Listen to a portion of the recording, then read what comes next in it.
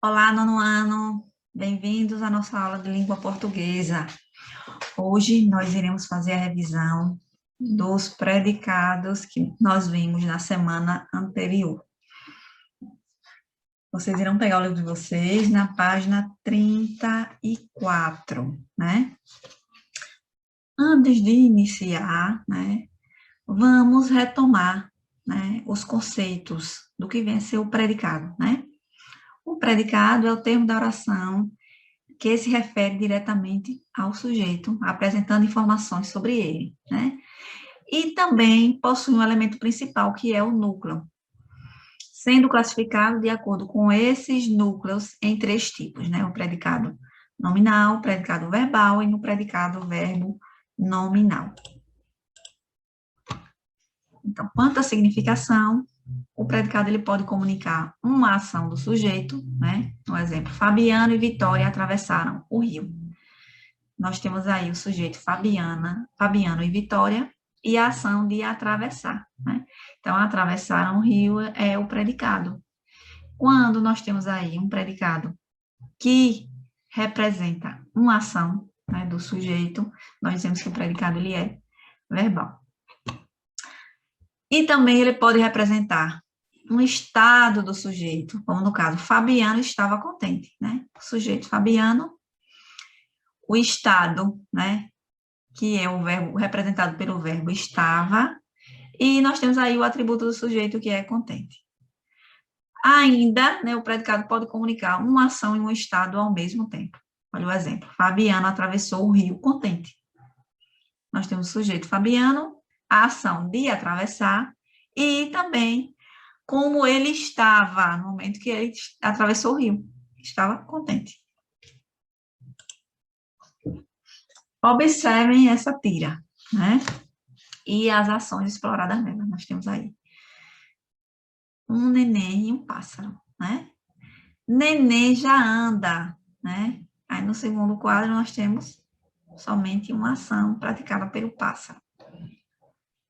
No terceiro nós temos neném já fala. Neném diz o quê? Do. No quadro seguinte nós temos aí a representação de uma ação também do pássaro. No quarto quadro, né, nós temos aí neném já faz desenho. E no seguinte, nós temos um neném, né, mostrando o que ele desenhou. Aí diz, quem parece? O pássaro faz o quê? Responde, sei lá. Então, quando o predicado, né, ele exprime uma ação que o sujeito pratica ou sofre, né, o verbo constitui como seu elemento principal. Por isso que a gente denomina ele como predicado verbal. Nessa tira aí, né, Loura parece querer também mostrar suas habilidades perto do neném. Como é que ela faz isso? Então, a personagem, fora da cena, aponta as habilidades do neném e Lola mostra na sequência a sua. O neném anda, Lola voa. O neném fala, Lola canta, né? Então, o desenho feito pelo neném revela sobre ele. O desenho tem detalhes que tornam o desenho fiel ao pássaro. E isso pode revelar uma capacidade do neném, bem acima do que é esperado dele. Agora, vamos comparar as frases ditas pelo neném. Aliás, as frases ditas sobre o neném, né? Neném já anda, neném já fala, neném já faz desenho. Qual é o sujeito dessas frases? Quem pratica a ação? Neném, né? E quais são os verbos dessas frases e o que eles indicam? O verbo anda, fala, faz. Eles indicam o quê? A ação praticada pelo sujeito, né? Então, por isso que nós dizemos que ele é um predicado verbal. Observem agora essa tira. Ela é uma artista, né? Dizem as aranhas observando o trabalho de uma aranha que está logo à frente. Vejam o diferencial da teia dela, né, em relação à das colegas. O que fez uma das aranhas considerar a outra uma artista? a forma como ela teceu a sua teia, né? Então, observa aí nesse contexto, a ideia principal sobre o sujeito, né? Que é ela, né? Ela quem? A aranha. Que é ser um artista. Então, foi atribuída a ela uma qualidade, uma característica. O verbo tem nessa frase a função de ligar a qualidade ou a característica ao sujeito. Ele é chamado, portanto, de verbo de ligação, né? Porque ele não traz essa informação principal na oração. Então, nós dizemos que esse predicado, ele é nominal. Porque traz como núcleo um nome, certo? Então, a ideia principal sobre o sujeito não está no verbo, mas na qualidade ou estado do sujeito. Por isso é chamado de predicado nominal. A palavra ou expressão que traz a característica ou estado do sujeito é chamado de predicativo do sujeito. O predicativo aqui é artista, né? As palavras predicado e predicativo têm o sentido de característica, atributo, qualidade, né? Vocês já devem ter visto, nem que seja na televisão, alguém dizer, um exemplo, né? Maria tem muitos predicados, né? É paciente, é justa, é esforçada, né? Então, tem muitas qualidades. E o predicado verbo nominal. Observem o exemplo. Cheguei. Putz, cara invocado. Isso mesmo, eu cheguei invocado. Então, vejam que na última fala, né, do personagem, ele diz, eu cheguei invocado, né? Nós classificamos o predicado verbo nominal quando ele apresenta como núcleo um verbo e também um nome, que é o predicativo, né? Ele pode ser visto como a união do predicado verbal e do predicado nominal. Por quê? Nós temos aí um verbo de ação, que é chegar, né? E uma característica do sujeito, que é invocado, né? Então, eu cheguei invocado.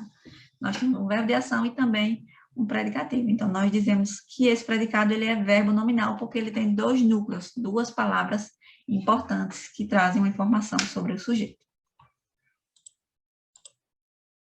Vamos à atividade do livro de vocês, na página 34. Vamos fazer a leitura da tira do personagem Armandinho. Amar não é egoísmo nem posse, nem satisfazer a própria vontade. Amar é querer bem ao outro, é generosidade. Que bonitinho, né, gente? Vamos lá. Considerando apenas as imagens, façam a descrição das cenas apresentadas na tira, né? No primeiro quadro, nós temos os personagens que apresentam-se como uma gaiola, dando a impressão de que vão pegar e prender um passarinho. No segundo, mostra-se tirando as grades, né, as barras verticais da gaiola.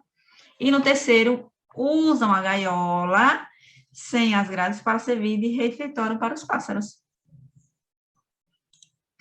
Indique, entre as alternativas, o que traz um trecho do conto de Tolstói que estabelece uma relação paradoxal, ou seja, contraditória com o texto dessa tirinha. Então, qual das alternativas a seguir, né, A, B e C, traz uma ideia contraditória ao texto da tira? Existem outras que chamam de meus, outros seres humanos, mas nenhuma vez sequer botaram os olhos sobre ele. E toda a sua relação com essas pessoas consiste em lhes causar mal.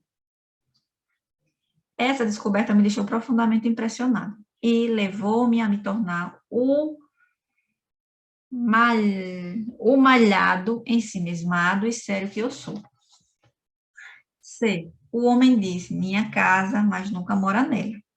Preocupa-se apenas em construí-la e mantê-la. Qual desses três trechos, né, do conto de Levi Tolstói, traz uma ideia contraditória ao que foi tratado na tira? A alternativa A, né? Porque se nós estamos falando na tira sobre liberdade, né, deixar que o outro faça o que tem vontade e não fique aprisionado ao que a gente quer, que é o que está dizendo aí essa alternativa A. 3. Que tipo de predicado constitui a oração do primeiro quadrinho? Primeiro quadrinho, amar não é egoísmo nem posse. O sujeito aí é amar, não é? E nós temos aí o verbo é, esse verbo exprime uma ação do sujeito? Não, né? É um verbo que exprime um estado. E nós temos também o predicativo, né? Egoísmo nem posse. E traz aí uma característica do sujeito amar, né? Que não representa a posse. Identifique e transcreva os predicativos do sujeito que se encontram nas orações do terceiro quadrinho. Então, nós temos aí um predicado nominal, né? Porque o verbo não é de ação. E os predicativos, né? Utilizados aí nesse primeiro quadro, aliás, no terceiro quadro, é querer bem ao outro, generosidade. Nossa aula chegou ao fim. Espero que vocês tenham conseguido entender aí as diferenças de sentido na constituição dos predicados. Fiquem em paz e até a próxima.